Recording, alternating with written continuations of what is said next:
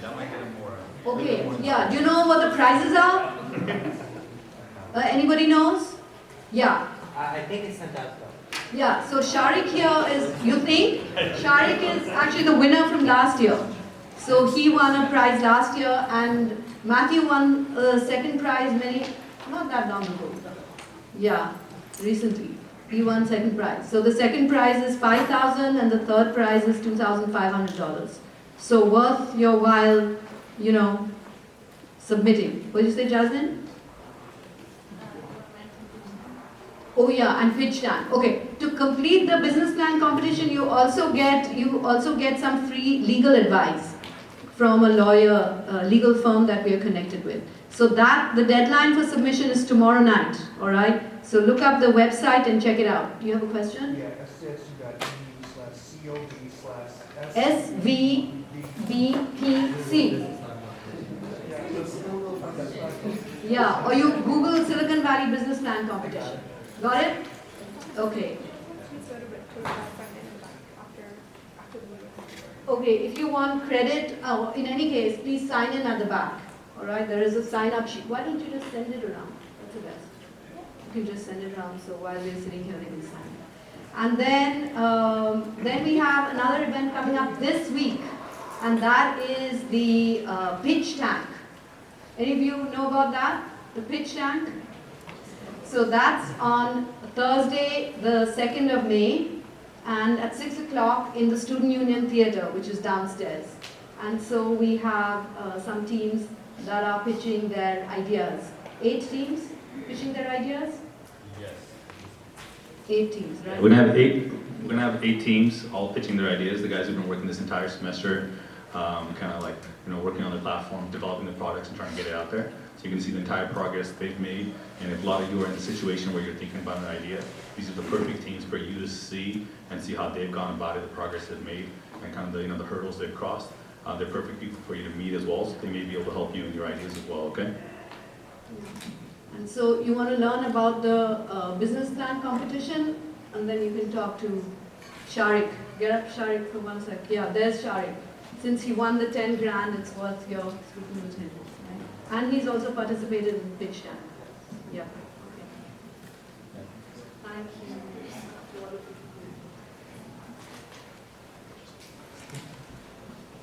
Okay guys, so first of all, thank you guys all for coming out. We know some of you guys have classes, other things to come to, so thank you for taking your time out to be here. Thank you to all our speakers as well for taking the time out to be here as well. So the goal of today's event is kind of to help you guys see what a lot of the entrepreneurs have gone through to create their companies. Everybody on this panel is an alum that's come out of San Jose State, who's founded their own companies, and they are kind of in the process of, you know, or they've already launched it, or they're in the process of launching their companies now. So a lot of things they've gone through, a lot of the questions we'll be focused on are things that you may go on through as well, and may help you kind of, you know, figure out how you want to go about getting your startups off the ground and working out. Okay. So first off, we'll just start off and kind of each of you introduce yourself, tell a little bit about your company, maybe when you went to San Jose State, and what was your major here as well.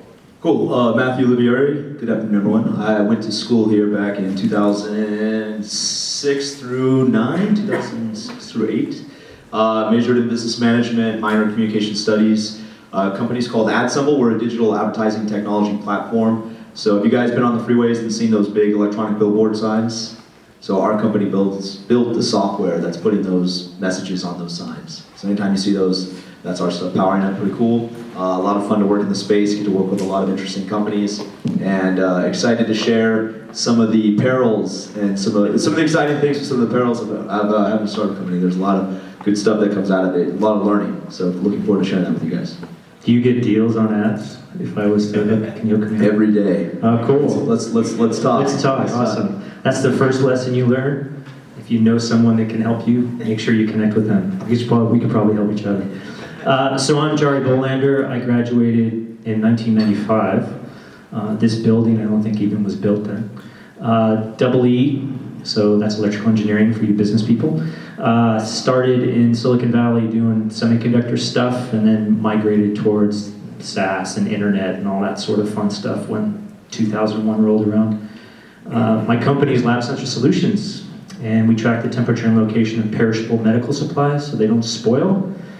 those things like blood, tissue, urine, drugs, things that come in or out of you that will impact your diagnosis. And so I'm sure every single one of you has had a blood test. Raise your hand if you haven't. Gotcha. So yeah, I'm just kidding. But yeah, so it's digital health, B2B, and yeah, a lot of stuff to talk about. I'm looking forward to seeing what everyone wants to know. So my name is Vince Cortese. I was here from 2003 to 2006. Actually, business major with a concentration in accounting. So the company that I helped found before this was in digital media advertising around social media influencers. So working with people in the gaming space, people that worked, that made their living on of YouTube and Twitch, mainly, Instagram, that sort of thing as well. And then I am in the process of launching a new business actually as well that in my past before that was did tax work. And so what we're doing now is actually providing tax-related services in a fintech app that allows contractors to effectively have tax withholding, whereas before it was only with employees. So what we do is we automate that process for people, provide them with a view of what their finances look like after tax, when before they can only see before tax views, and then make sure that they never kind of get caught off guard by taxes and that they're paying them on time, saving them money in the long run. And that's, yeah. So yeah, looking forward to hearing whatever we can help you guys with now. So. Cool. Thank you. A lot of interesting company you guys are obviously working on, and I think we'll start off with that as being the first question. Is a lot of times our students wonder, like, hey, you guys, these all sound like very creative ideas. Like, how do you even come up with something like this? Like, how do you even get this idea, and how do you decide that this is something I actually want to pursue? That there is something there. So I'll start off with that. Like, how did you come up with these ideas? Like, what came? How did you decide to really pursue it? And what was the deciding factor in that? Sure. So my idea actually came to me doing some travel right when I was here at San Jose State. I was a senior, took a trip over to Europe, did some backpacking on spring break, and then later on in the year took a different trip to Asia and to Japan. And I had seen all these different signs and screens, and I was just kind of fascinated, intrigued by them. Very inquisitive, wanted to know how they were all talking to one another, how somebody could put a message across all of them. And I kind of figured out that they were all separately owned and operated. So that was kind of like epiphany moment number one. I was just like, wow, that's very fragmented. And then if you wanted to, like if you were McDonald's and you wanted to put 2 cheeseburgers, 99 cents across all of them, you'd have to like make 50,000 phone calls to pull that off. So right away I was just like captivated by that idea of like streamlining that service and making it much more accessible. Wasn't something that I had like anticipated being involved with, I would say. I'm not sure if a lot of really great ideas are just something you're born with, like this is what I want to do when I get older. I think some ideas you're just kind of blessed to kind of like fall into maybe, or think about a problem or see something there. And then what starts as a kind of a Rubik's Cube, like you're just trying to figure it out, evolves into a ongoing bigger opportunity where you're having self-development and you're learning how to work with people and all these things. And then eventually it actually starts paying the bills, which is kind of cool too, because living in the Bay Area is very expensive. So then, when that starts to come into play, you're kind of like, okay, can I make a living out of this? Can I actually do something with this that's engaging? And for me, that it worked out like that. Cool. So I did something called DNA sequencing for semiconductors. So I was on a company called Ion Torrent, and they were doing the whole human genome within like 4 hours or some crazy thing like that. And then I left there and started to think, okay, well, what else do I like in healthcare? And so I had a bunch of friends that we had done a bunch of companies together, and we were like, oh, we should do something in the lab space. I don't know how we figured that out, but we did. And then all of a sudden, we started to see a huge trend in why were people getting misdiagnosed. And then what happened in my life is that my wife got leukemia. And we found out that a lot of the times the samples that were trying to test her blood to make sure that she was at the right level of chemo were getting lost or they were inaccurate. And so that just re-solidified, oh, we really need to push harder onto this. But it's usually out of a need. If you're not your number one customer, sometimes you may not know if it's really gonna go. But when you're like deep in like the healthcare system like I am, I mean, there's every opportunity to make it better, faster, cheaper, or just better and more consistent. And so that experience with my late wife showed me that this is such a huge problem that we need to do just the basic stuff. And then when you can solve a basic thing, then you can go off into other things. So usually you pull the string and you find more and more and more things. Like now people are asking us to track milk. Who would have known? Who would know that milk and dairy is a problem too? So anyway, that's what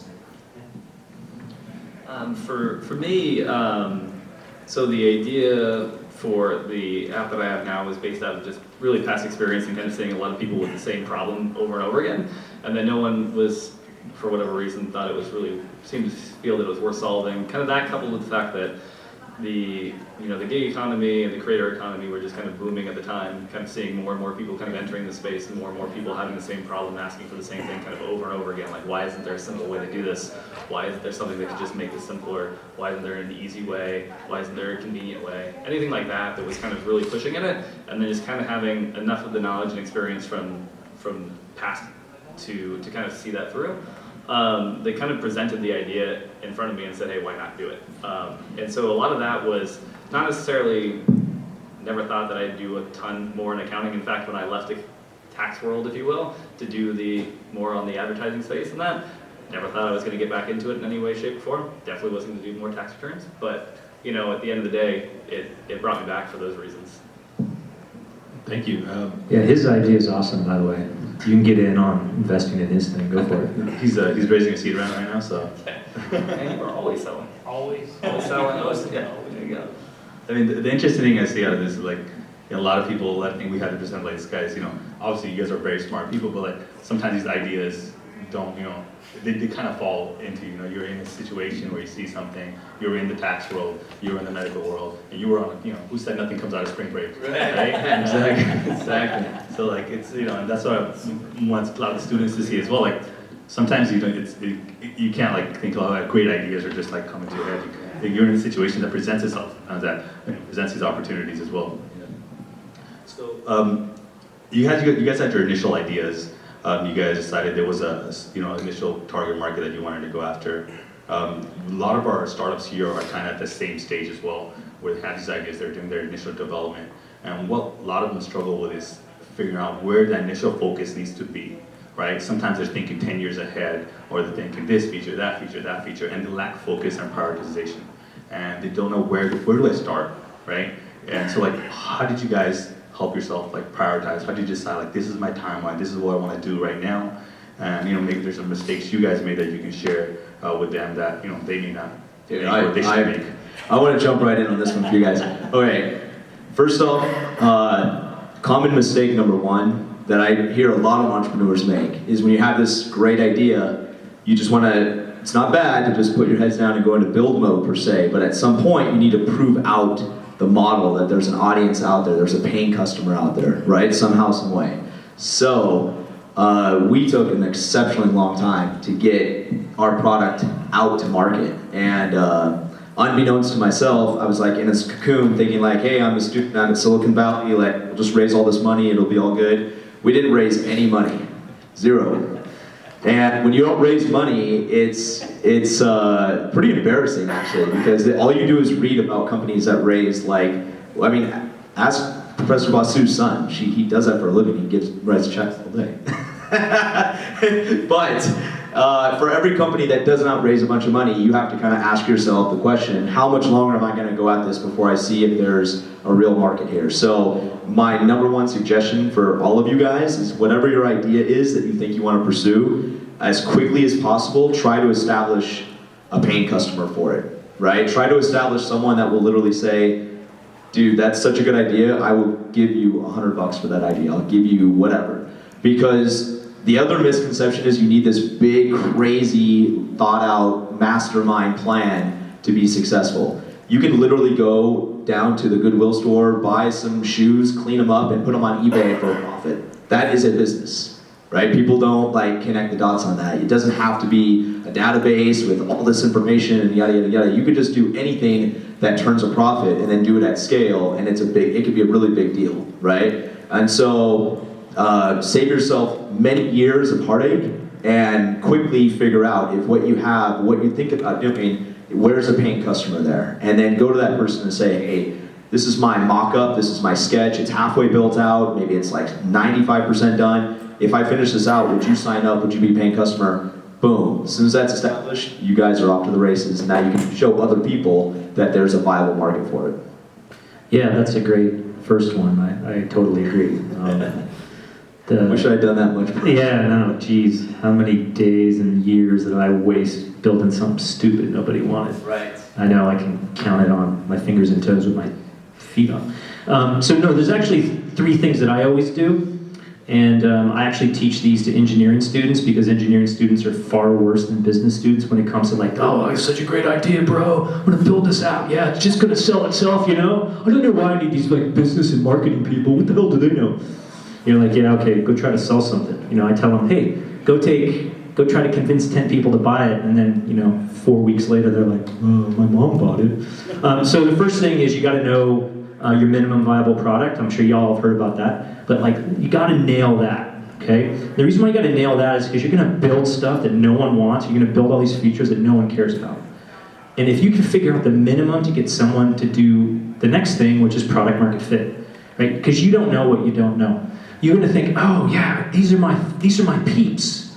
We thought about this. We're like, oh, you know, we're gonna sell to laboratories, clinical laboratories. We're gonna go directly to the lab director and say, hey, we got this great product. It's gonna make sure that your blood tubes are solid. They're like, I don't care. Talk to my quality people. Quality people cared. So who's our customer now? The quality people. What did the quality people want to see? Way more data than we had. We didn't even pick the right thing. So that's the second one. And then the third one, which is part of product market fit, is your narrative. You need to really, really get your story straight. If you can't tell your story in 10 to 15 seconds, then you're not doing it right. And if it has a lot of buzzword bingo in it, and a lot of things that are like SaaS and Bitcoin and all that bullshit, you know, like your grandmother needs to understand this. It needs to be in your soul to the point where any one of you could come up to me and say, this is what I do. And I'm like, oh, I get it. Cool. All right. Next question. Next question. So I learned all that the hard way. That's why I've got a lot of gray in my beard. But yeah, same thing. Like, how many times did I waste building something no one wanted? The sooner you can figure that out, the better. It's 100%, man. 100%. Yeah, I mean, I think they covered most of it. It really is, it's that. It's trying to get out there and be willing to kind of hear people tell you that the idea is stupid too. Because I mean, that's really what you're gonna get a lot of the times, is that people are going to say, I don't get it, or I don't deal. And I think one of the things that I would say too is like, make sure that you don't fall in love with the product you're building as much as you are with the problem you're solving. Because what you're gonna find out is what you're kind of coming to the market with isn't what people want, but they still want that problem solved. So like find and kind of make sure that when you're